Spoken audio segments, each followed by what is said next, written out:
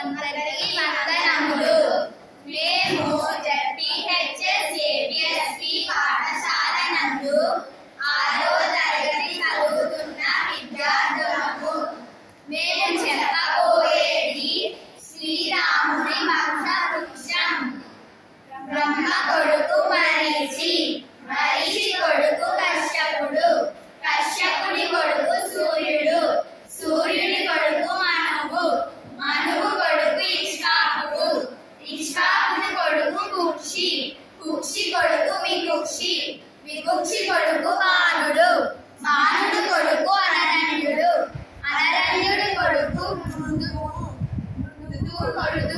త్రిశంకుడు, త్రిశంకుడి కొడుకు దుందుమారుడు, దుందుమారుడు కొడుకు మాంధాత, మాంధాత